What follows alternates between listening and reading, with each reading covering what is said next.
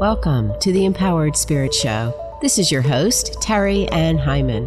I'll explore the connection to the human spirit in a way that helps to navigate your life, including crisis. I am passionate about helping you to open up to your intuition and the metaphysical world of spirit to find your confidence and your own inner guidance. Take a pause, be inspired, learn ways to show up focused, centered, and more dynamic in your everyday life. Welcome back to the Empowered Spirit Show. Thank you so much for tuning in and joining me today. This episode is being sponsored by Ritual and Shelter. Are you looking for a magical place to shop and hold space? Check out Ritual and Shelter online or in Homewood, Alabama. Browse through their bookshelves covering topics such as energy healing, Reiki, chakras, auras, accessing the Akashic Records, shadow work, astrology, and earth-based healing.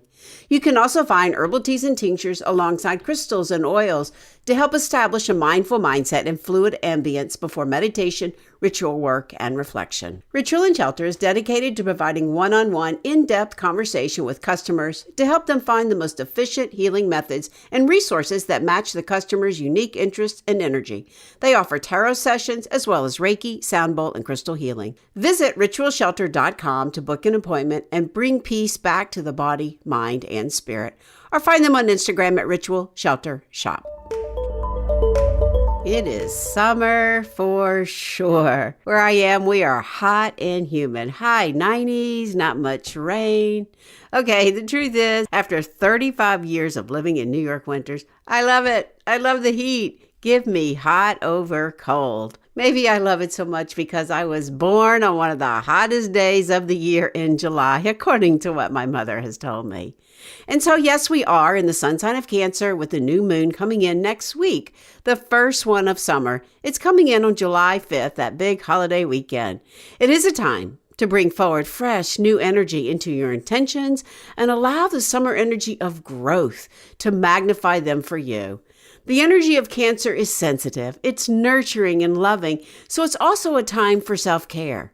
Summer is a time to use this sensitive, intuitive energy to understand your emotions, which can help you to understand your path, which is the subject on the podcast today, Astrology Birth Charts. One of the reasons I love summer, besides being a summer baby, is that it's the time for you to shape up, which is the private mentoring I'm offering now. Shapeshifting with gap tapping. It's not too late to work with me on this, especially if you are struggling with cravings, binge eating, and sugar addictions despite various methods you may have tried. Are you intimidated by wearing tank tops, swimsuits, and shorts? I know I've been there. Shape-shifting can be the solution to help you identify and address the underlying factors that are sabotaging your body confidence, enabling you to overcome these addictions and shed the extra weight. One of my clients has already noticed a difference in how she is starting to appreciate her body. She is letting go of the critical thoughts and finding more peace, and she came from a very troubled anorexia connection with food. Another client is already noticing a few pounds dropping and amazed at the connection she has had with sugary foods and her father. When we get into the gap and bring forward what that connection is, we can use gap tapping, a form of EFT, emotional freedom technique, that I've been developing especially for shapeshifting, to break the connection between the food and you and keep the connection of love with that person or the event, and the food connection is released, which means you are able to let go of the cravings as well. Weight is a complicated issue. It's not just about the food or the exercise. And honestly, it has taken me years to understand this. As an emotional eater, we have to monitor it. Every season brings in different elements and different eating choices. Like we all know this in the winter. On the holidays, we have all the extra sweets and all the extra drinking, and we tend to go a little overboard, which is okay. But it's learning to be aware of it and having the tools to pull it back together. I know for myself, even as we opened up to this summer season, even late spring, I started to get back into shape using the skills that I teach. I noticed that I had a new one coming in, all right? I had this thing going on with some Trader Joe crackers, those everything but the bagel crackers. And tapping on what was underneath me wanting to always eat them has helped me to stop buying them. So I'm not eating them in one tapping session. In one tapping session offering this concept of gap tapping, it helped me as well. And I'll admit, I continued to lose my goal from January. I am even below where I said. I am feeling so good.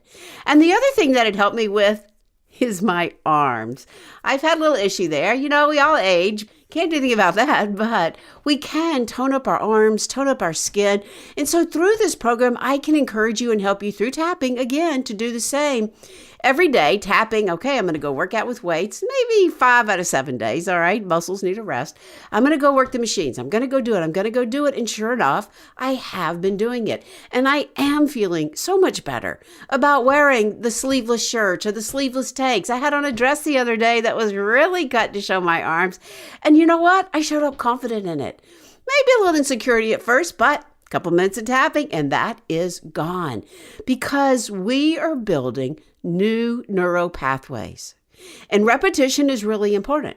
Each time you repeat the tapping, you make it stronger and stronger, which makes it easier and easier to break those old patterns and reinforce the new ones. So, it's not too late to join me. I am offering a summer birthday special, 25% off, actually a little more, off the private mentoring. 6 private mentoring sessions live with me. You'll get all the resources, all the follow-up tapping scripts, the video suggestions, ways to look at the ways in which you're sabotaging yourself with some shamanic tools, some energy tools, some spiritual tools. We even use the shaman cards. Schedule a complimentary shapeshifting call with me, and let's examine what is sabotaging your body confidence. Link to schedule will be in the show notes. In summer, one of the other things I like to do, besides shapeshifting, is to learn something new about astrology. So my guest today is Alison Chester-Lambert, and her latest book is The Easy Way to Learn Astrology, How to Read Your Birth Chart. I love this book. From the get-go, I was already learning things I had not known before, and it will definitely continue to help me learn more this summer. She was such a delightful guest all the way from the UK. In this episode, we talked about all things related to the birth chart and how to read it. The houses, the zodiac, the elements, the signs they represent, and the glyphs. How they can be confusing. How astrology is like a weather report. There is always free will. And how understanding this blueprint of your soul can help you navigate the future. Before we begin, let's take a moment to pause and center and set an intention for where you are right now.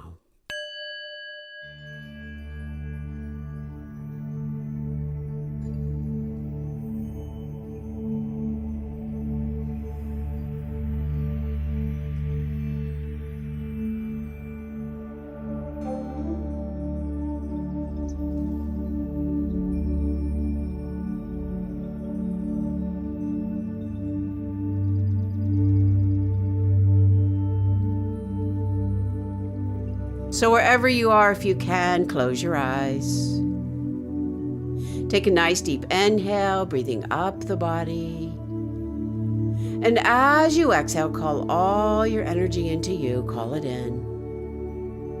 Inhale, expanding the breath up the body. And exhale, bringing that breath all the way back down, slowing down. Inhale, breathing up the body. And as you exhale, call in the spiritual body, aligning right on top of the physical, the emotional, the mental bodies. Aligning, centering. Taking another deep inhale, breathing up the body. And this time as you exhale, dropping into the heart, right into the deepest part, feeling that connection, your spirit and the greater spirit. Know that you are loved, guided, protected.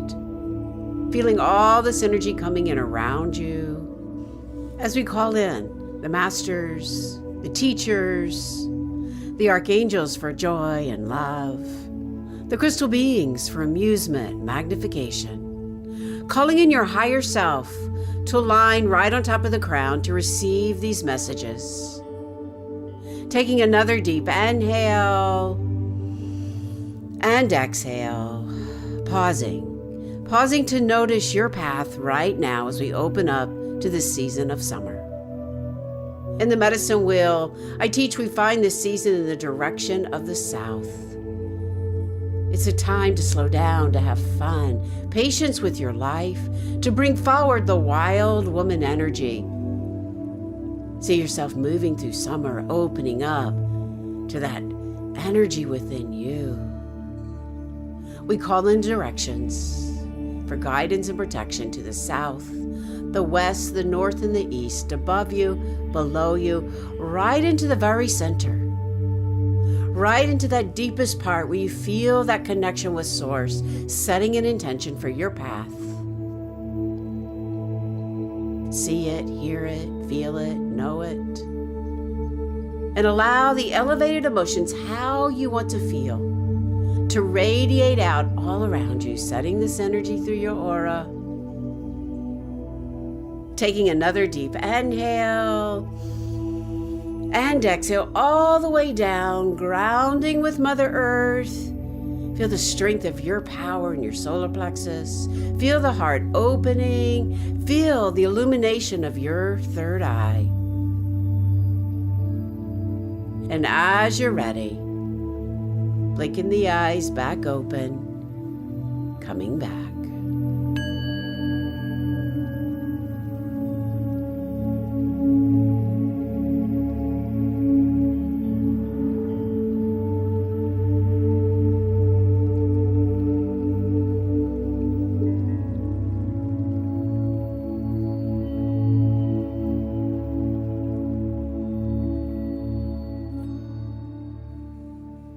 My guest, Alison Chester-Lambert, has been an astrologer for over 20 years. She studied with the Faculty of Astrology in the Center for Psychological Astrology in London, followed by a master's degree in cultural astronomy and astrology.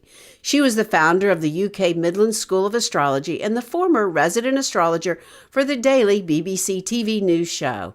Alison has had regular columns in the top spiritual and metaphysical publications and authored several titles, including the Astrology Reading Cards and Greek Mythology Reading Cards. She lives in the United Kingdom with a family of 7 disabled rescue dogs and cats. So let us welcome Alison to the show. Welcome, Alison. Hello, hi. Thank you very much for inviting me. Yes, and I am very excited to talk to you. I love your book, The Easy Way to Learn Astrology. I've already learned so much, and I have to admit I haven't read the whole thing, but I've already been picking up tips. The funny thing is that every summer I like to learn something new about astrology. I either take a class or I go on a webinar or do something. So this is my summer learning for astrology. So thank you so much, and congratulations on your book. Well, thank you. And I hope this is the last summer that you feel you have to learn more before you can say, I'm an astrologer. I would like this to be the last thing. Then you go, I'm an astrologer now. Yeah, I don't know about that, but I do kind of, I do sometimes say I'm not an astrologer, but I follow the stars. I constantly have my chart read, and I'm ruled by the moon. So the moon has always been something that came into my life very early. And so I do feel it is a big study, but I love the way you've broken it down. But before we jump into the book, let me just ask the question, what led you to astrology? Oh, that's an easy one. Pain. Pain. Pain from broken relationships, pain from not understanding where I was, my place. Why could I not find happiness? Why was I already always picking the wrong men, if you want to put it like that? And so I almost said to myself, stop the world. I'm getting off and I'm not getting back on until I can understand this.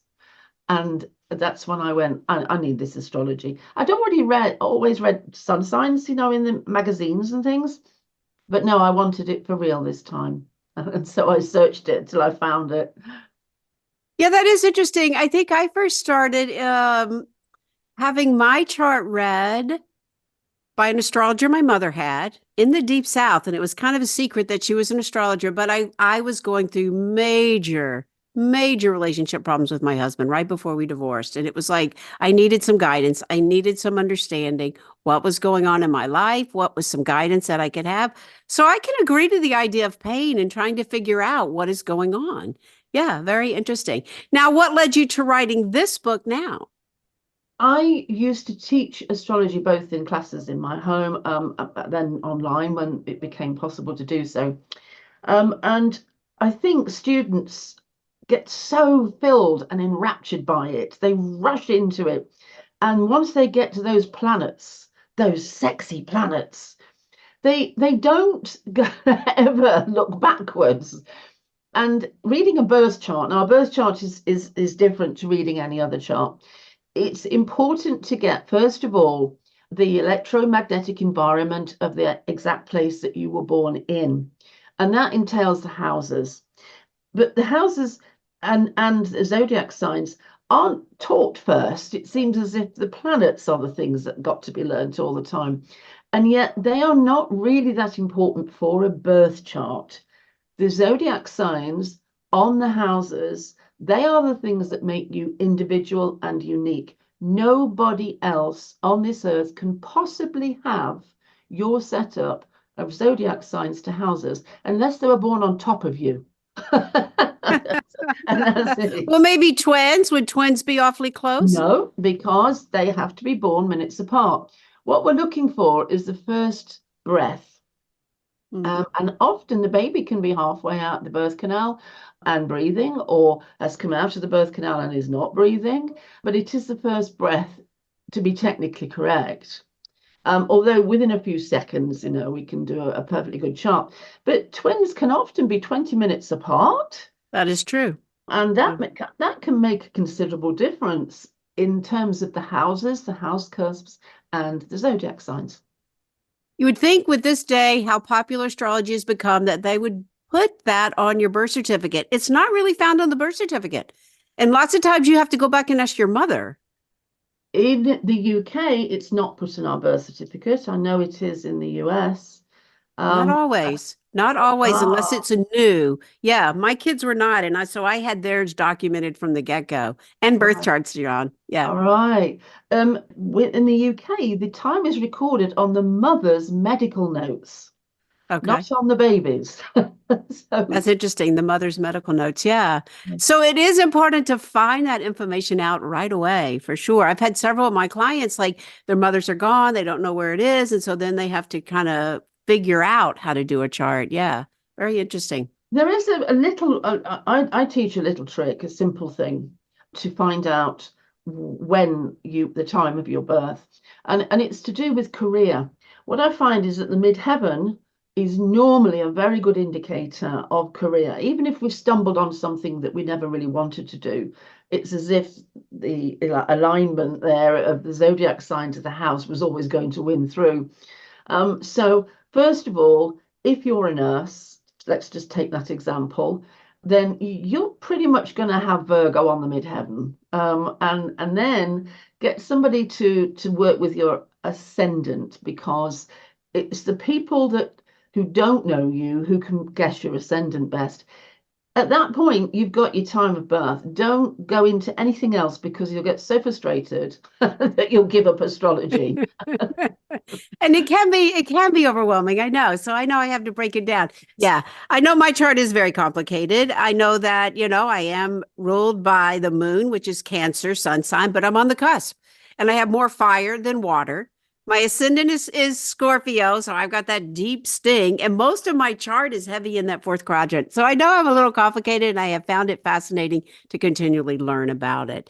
So in your book, I have to say, I already love it. I've already picked up some amazing tips. I haven't even had a chance to read the whole thing, but just the whole way in which you start out with the elements, how the elements are grouped, the cardinal, fixed, mutable, something I never really knew and understood. I just kind of took it for granted. But I love the way that you've organized it and laid it out for us. So one of the things that I know I can sometimes come encounter with when people say, oh, yeah, astrology, right. How do you deal with those that feel a little cynical of astrology?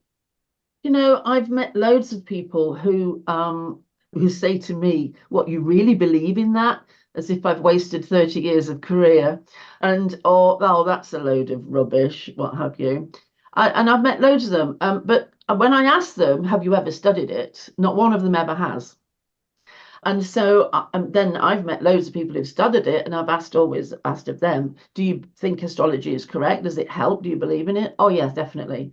So all these people that are cynical of it, I would say, well, just study it before you judge it. That's the thing to do. Yeah, which is really my next question. Like, what can you get out from learning it a little bit more from reading your book? What can you get out of that versus just going to a magazine or just having somebody read your chart? Mm. Understanding. I think the greatest gift that astrology can give us is understanding and meaning. And if we think about, let's think about a broken relationship, what we really want to know most of all is why. What was it about? Why am I going through this? Why? Astrology can answer those questions. And so it may not be able to stop you or your boyfriend from breaking up a relationship, but if it answers why, then you can get some peace. And I think this is what we all need to get meaning, understanding, peace, and then we feel more settled. We can go through the grieving process and come out the other side. Yeah, and I think as we learn qualities, even like with the fixed and the mutable, as we learn qualities about people, it does even sometimes explain, like, why can I be so flexible and he's so fixed? Like, how can, it can help us to Mm. understand some of those qualities and why we are having some of the difficulties, or even why everything's working out great, right? Yeah, and it make it, well, it allows us, enables us to bring humor into the equation. If we can get a boyfriend to be interested enough in astrology, we can say, for instance, to the Pisces male, "Oh, you're such a kind, dreamy man, but let's face it, you're not very good at the technicalities, are you? You're no good at organization." Well, so when that happens, right, and you've asked him to mail a letter for you and he didn't mail it, it's still on his dashboard of his car 2 weeks later, then you can be humorous about this. You can say, well, there you go. Here's my letter. Well, dreamy Pisces. You can sort of make fun of it. Well, that's just a small example, but I think it does help because otherwise you'll want to stand on his chest and beat his head up and down. Yeah, that letter should have been in the mailbox, right? So sometimes that can help us. I know I'm always very curious when I meet somebody new, like, okay, what's your astrology sign, right? And even with my clients, even just give me a little bit of a snapshot where they're born in the year, what their astrology is. So Mm, most people only know their sun signs, right? I think. And mm, then if you've mm. delved into it, then you might know your moon sign and your ascendant. But I do find it fascinating for a small snapshot. And then there's so much more to learn. Yeah. So, what about the therapeutic value? You talk about psychological astrology. Let's talk Yeah. about that for a moment. Well, for me, psychology is about behavior. So that's like a simple way of putting it. So the cosmos is a giant sentient being of some unbelievably enormous character and ability, etc. But it nevertheless has behavior.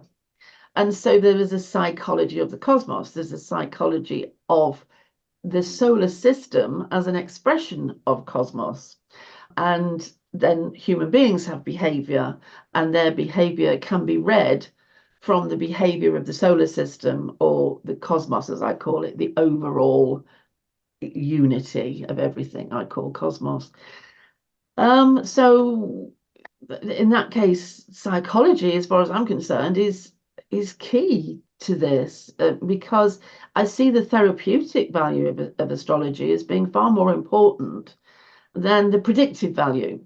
So if we take, for instance, a common question from the young, for instance, when's my boyfriend coming back? Which is a common one. And so if you're looking at the psychology, it's not so much asking when is my boyfriend coming back. It's, well, why do you want him back? Or why is it that you can't move on? It's answering those questions is going to be more useful and probably give greater skills in future relating than looking at a chart and going, well, it looks like he'll be back in September. Well, how useful is that? So, Yeah, because then you just wait until September, not dealing with yeah, anything, any of yeah. those issues in there. I think that's pretty interesting and a good way to look at it and use the astrology. I know that, sometimes I get so excited, there's something in my chart, and then sometimes it doesn't seem like it's happening, and then I don't quite really know what the time frame is. And So it can be a little frustrating in that respect as well, because it's not really predictive, like you said. It's really giving us a guideline, a blueprint, an outline. How would you look at that? So I see astrology as a weather report. Weather report. Yeah. So, and the winds of change. So a wind is coming and it has change in it. Now, I can say to you that whatever it is that you're wanting to do is that island of milk and honey over there, whether it's sell your house or get a career change, etc. So you can, if you only have to go down to the beach and you have to put your boat in the water and you have to set your sails and wait for the winds cut to come, the astrology winds of change. And then you're working with them then. You're setting your sail and you're sailing over to the island, and there you will get your, the land of milk and honey and everything that you want. Now, there are several things you can do to stop this from happening. So you can not put your boat in the water. You cannot set the sails. If you see what I mean. So you have to work with a weather prediction. It's like if I say it's going to be beautifully sunny outside. If you choose to go outside in your Wellington boots and your raincoat, then that's up to you, but you're not going to get the best of the weather. Yeah, that's a good point. Yeah. It's kind of like manifesting law of attraction. We can sit here and put it out in the cosmos, but we still have to act. We still have to bring ourselves forward and follow that in the physical world. Yeah, we get about 20% free will. We can bend energy to a certain degree, but we have to know which general direction or when is generally the best time to get the most out of that 20%. Otherwise, we're fighting against odds that are too great for us. What do you mean by bend energy? So let's say let's say that somebody comes to me who's looking for a relationship. So I can look at the chart and I can see that that client has the right energy around her for relationship at a certain time. Now, let's take a photograph on a coffee table, right? So she has a photograph in this frame on the coffee table. This is the man she wants, right?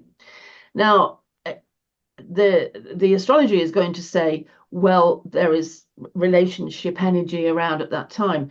Now, if this man has free will, which he has, and he can decide his own life, then keeping that man and that man only in that photograph frame is kind of counterproductive because it could easily not go as she wants. Somebody else's will is involved. Now, if you're prepared to take out that man from the frame and agree that just the right man for me should come along, even if it's not the one I think it should be, then you're working with an energy which wants to give you relationship, but is finding that it's your own choices that are preventing it. Yeah, that makes it very much part of your life, your path. So it's not like, oh, the astrology said this, so it's going to happen. So, like you said, we have to be partly out there and being invested in what it is and bring ourselves to where we are. But it's a great guideline. Yeah, I mean, I do remember clients who've said, right, I need relationship, when is it going to come? The thing is, though, you can find out at a later time that they never actually went out the apartment for a month. And it's like, what, astrology's good, but it's not that good. You do have to go out and meet people. So again, it's giving you some guidelines and what to open up to and what to be aware that's coming in. It's about going out and saying, I'm going to join a sailing club, or a bowls club or whatever club. At least you'll get out and have some social life. You know what I mean? So, sorry. Well, that's good to know because that's kind of how I've looked at it too. And I know I have a big energy there of a new person coming in my life. So it's like, okay, well, I have to, like you say, I have to get out there and find that and not stay hidden in and not do anything about it. So it's there and we can have that ability to act upon it. Yeah, I love that. And I think for me, I do use it that way many times. And, how I can plan my schedule, how I can plan, especially my business, my work, my launches, that kind of thing. Sometimes it's helpful. Sometimes it just doesn't work out no matter what we do, right? But there's so many more influences that come in. So, in your book, let's get to your book. You have organized it very interesting. Let's talk a little bit about that. How did you choose to organize it? Because I am finding it easy to understand. I think everybody knows something to do with the zodiac signs. I think we all, for instance, know when the sun is in a certain zodiac sign and we were born then. So I'm a Cancer sun sign or a Gemini sun sign. And so if we start learning astrology with something that we almost half know, I mean, we certainly know the sun signs of all the boyfriends we've had. I've never found a woman that doesn't know that. So if we start with something we half know, then it's much more interesting because we've got confidence. We feel as if we're achieving something. It's not too overpowering. But a lot of the astrology schools in the UK, and I've never tried one in the USA, but they start with this very complex mathematical performance of writing or constructing a birth chart from scratch using astronomy. Now, honestly, I swear to you, you can be the keenest person in this world to learn astrology, and that will put you straight off because it is so hard and so impossible to get past. And then they want to teach you about planets. Okay, but as I have already said, the most important feature of a birth chart, no other chart, a birth chart, is the position of the houses to the zodiac signs, because that's the thing that gives us information about what energies we give to what parts of our lives. Understanding those fundamentals is absolutely crucial. So I've started with the zodiac signs, and then I lead on to the houses, and it's all the way through. I'm talking about the elements because if you understand the fundamental principles of fire, water, air, and earth, then always, as I'm saying to students much later on, you're getting far too complicated. You've brought in far too many astrological points, some of which I've never heard of. You've got aspects here, the quintessile versus the something or other that, again, I've never heard of. Go back to basics, masculine, feminine. Look at the weighting of masculine and feminine in a chart, right? And just your answers are there. So, okay, you've got Gemini. He has got Gemini on the cusp of his second house. What does that tell you?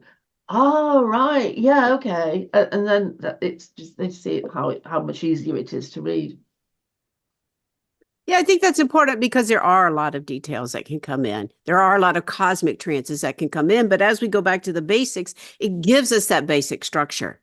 And I think even what I was saying, like even just learning a little bit, like, well, why is it cardinal? What's the difference? And now it made sense how it forms on the charts and where it is that opening. Did you call it like a gatekeeper? Ah, yes, yeah, I can't yeah. remember the word. So cardinal energy means that instigating, leading, taking things from the front, expecting people to follow them, opening things up. Yeah, and I found that very interesting because I never really quite understood that. I mean, kind of like fixed, immutable, you get a feeling for what that is, but I didn't really know cardinal, and you explained it very easily. And I think that's important. And I think sometimes we can get too complicated. But what about all the cosmic forces? What about when there's a retrograde? What about even like right now, we're under all that, like all the planets are lining up? Like, how does that overall affect us?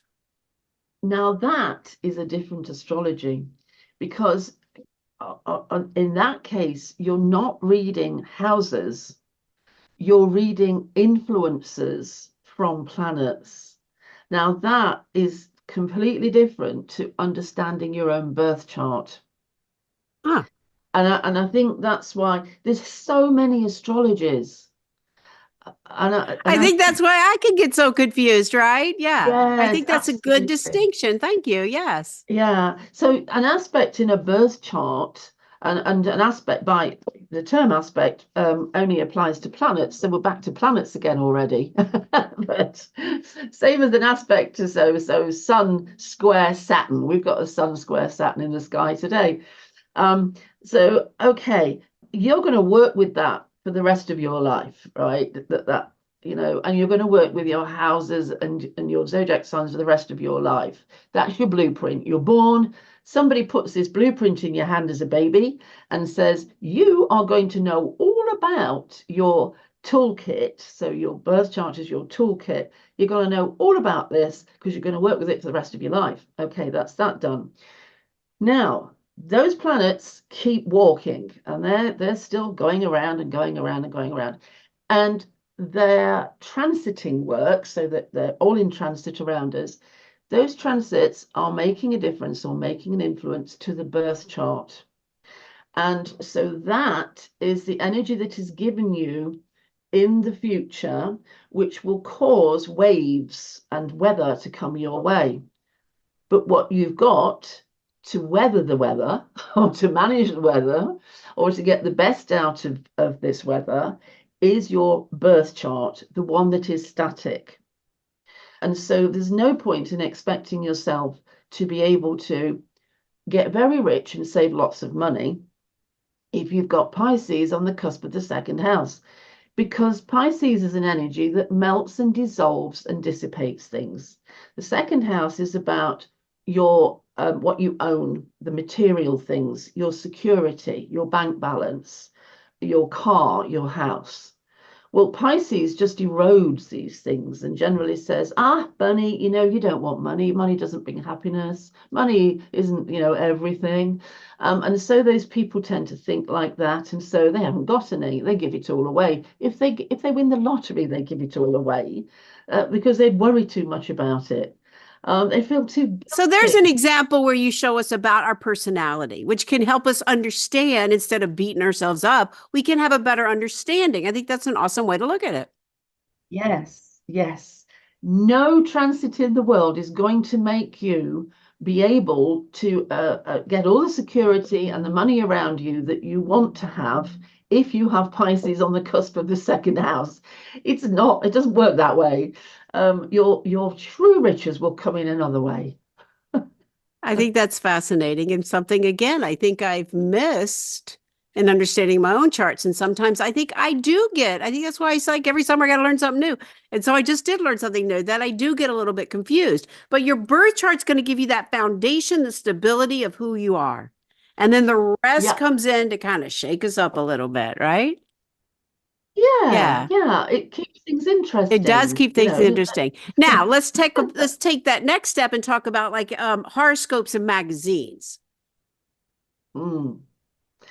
Well, they're taking a different astrology again. That is called sun sign astrology. And that takes the ruler of your sun sign. So I'm a Gemini, right? So Mercury is my chart ruler or my personal ruler.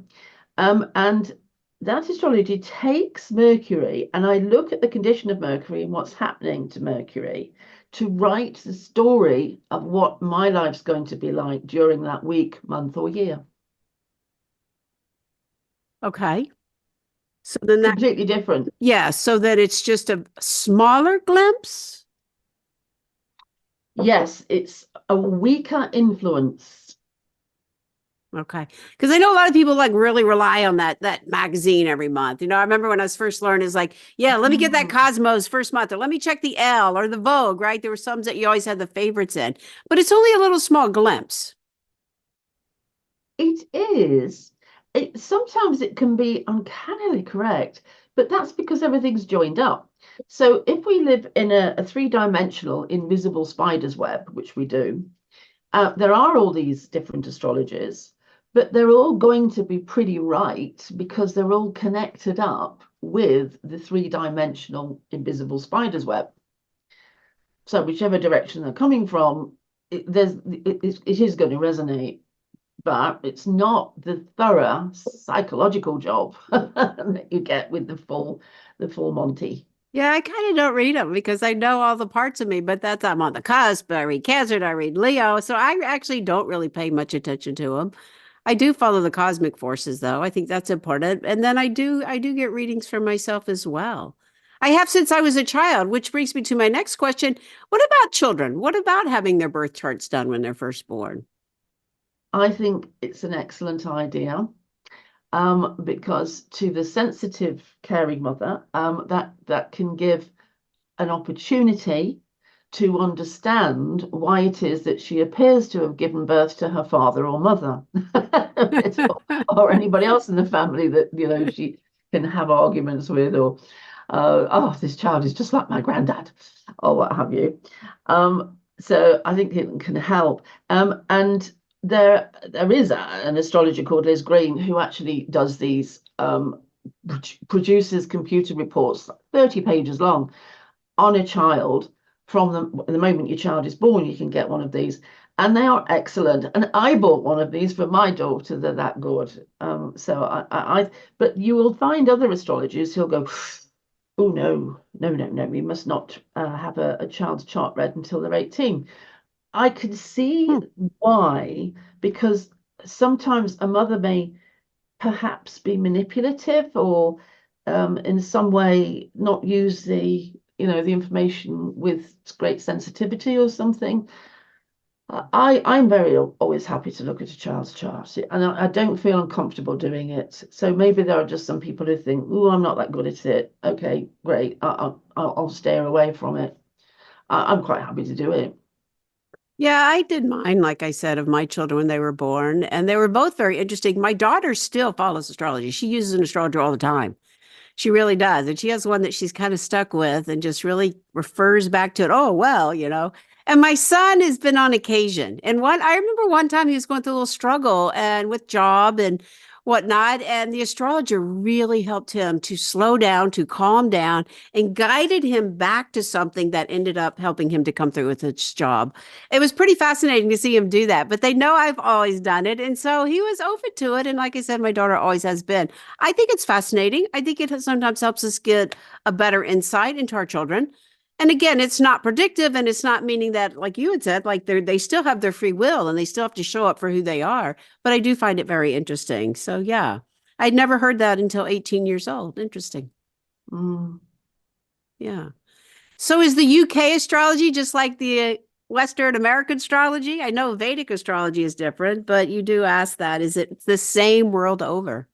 I think the types of astrology followed in the States are pretty similar to those followed in the UK. We have, for instance, astrologers who think that astrology can only be read as if you're standing on the sun.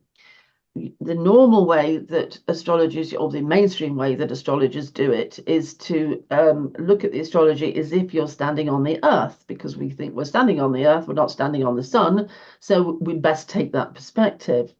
And you've got the same in the States. You've got astrologers who are sun-centered, astrologers who are earth-centered. Um, Vedic astrology, oh my goodness, God, it's complex. I would love to be able to read Vedic. I would love the time to study it, because I think if I apply psychology to it, it could be a lot more gentle than the Indian astrologers, who have no problem telling a client as they go in that they're going to die in 5 years' time. And of course, that would never do. I had not heard that. I've had a couple of different Vedic readings and found it interesting. There's not as many planets that they work with, and sometimes your astrology sign can change, right, according to the Vedic. But I did find it interesting. I think part of it too is they can go into diet and go into your gemstones and go into your fast days Right. and go into your mantras, that kind of thing. So I guess if you're a yogi, it's really very powerful for you. But I kind of do stick to the Western astrology, quite honestly. I find it a little easier to understand. Yeah. Well, it's good that the Vedic astrologers have learnt that when it comes to the West, they'd better not declare such things. Maybe they save it for their hometowns. And then, of course, the Chinese astrology. Oh, it's That's true. yeah. And then, Yeah. well, you just got to look at the roots of our astrology. So the roots are to be found in Egypt and Mesopotamia and Greece. So yeah, it's the same sky, and it has the same effect on whoever looks at it. We just found different ways to report it or record it or use it. Yeah. And I think, many times astrology is up to the interpretation. Who's doing your reading? What is their background? What is their emphasis? And I think some of it is up to that. Definitely. They're all talking from their own birth charts, aren't they? And as much as we like to think, as therapists do, we like to think that we can maintain boundaries and we cannot be influenced by our own stuff. Well, that's a very naive therapist then, because we do definitely. I must look at charts and my eye must go straight to something that I recognize in my own or my mother's or my partner's. Yeah. We've got to be influenced. We're just human. I think it is. I think finding that one that you can understand and that does come at it from a perspective that is easy for you to understand. And that's one of the things I like about the book and way in which you do it. Now, why do I always have trouble remembering which glyph is which? There is a dyslexia around glyphs. Absolutely, and I definitely have it. It's like when I used to have the students in my house, and I'd be nattering away, and I'd go on about a planet, and then one of them would say, "No, not Uranus, Pluto," and I go, "Oh yeah, thanks." And carry on because they knew. So it's a bit memorization. I know I've got printed out a chart and put it in my calendar book just so I can start to help me remember. But sometimes that does happen. But yeah, when you see them, it's like, oh yeah, right. Yeah. So I think that's part of the confusion sometimes people may have too. But I think it is a little bit of learning a little bit of the basics. And then you do in your book share a site that you can get your astrology chart laid out. If you've never done it, construct a birth chart with astro.com. So you do have that in your book. Astro.com, yeah. Yeah. Yeah. I mean, I think they're absolutely fabulous with what Hmm. they provide for free. It's worth a look. Go and have a look. Yeah, I think that's important. And you also have some astrology reading cards. Oh yes. Well, the astrology reading cards have sold something like 35,000 copies worldwide. I mean, they first came out in 2012, and they're still selling strong each year. They do really, really well. And it was because of the success. I mean, they've been reprinted so many times. They've been translated into Spanish for the South American market. Somebody took on the license in Australia and sent them out with a magazine that sends out free things that they had a cheap deck printed, and so they've gone everywhere. And I think what people love about them is the imagery in the cards, which if you half know astrology and you're pulling the zodiac sign of Cancer and you're pulling the planet Uranus, then you're halfway there to thinking Uranus, chaos, breakthrough, breakdown. Things are going to change, like the Tower in the tarot cards. So, and then Cancer, home, mother. So there could be change or something exciting is about to happen to my mother. She's about to meet a man and get married. Wow, that's good. Just so you're halfway there. So it just means that if you want a quick reading and you pull a house card and a planet card and a zodiac sign card, you can get this quick reading that you're already sort of halfway into because you know a little bit. And when you use the card, you learn so much astrology because you're repeating the same cards. So if you used the cards, then I think your glyph dyslexia would disappear. There you go. I love that. I really do. And I love that you've just made it so much easier and helpful to understand. What is your mission with the book? Oh, absolutely 100%. I've known it ever since I've learned astrology myself. I want this subject to be taught in schools. I want every single person to have access to it for free because it's, sometimes the schools are charging quite exorbitant sums. And I understand they need to make a living, but this needs to be as free as learning the alphabet and as learning to read and write, because this is the universal language. And I mean, I often say we don't need an astrology to tell us that life is changing. That's obvious to us all, but we do need an astrology to describe it.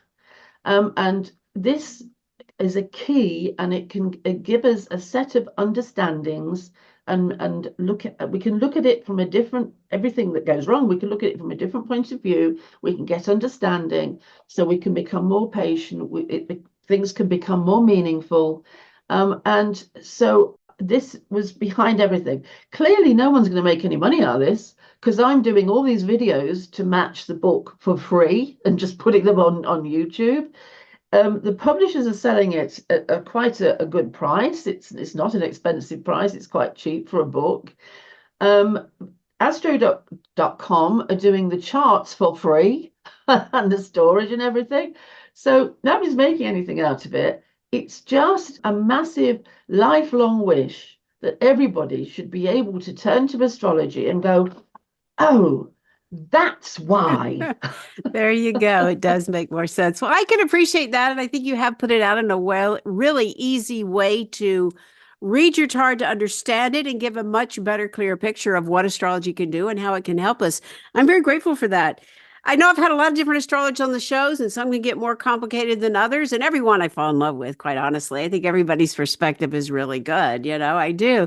But I do find if you can have that basic understanding of your soul and your blueprint, I think it's very helpful. I really do. So thank you for bringing your book out and for this mission to help others learn. I agree.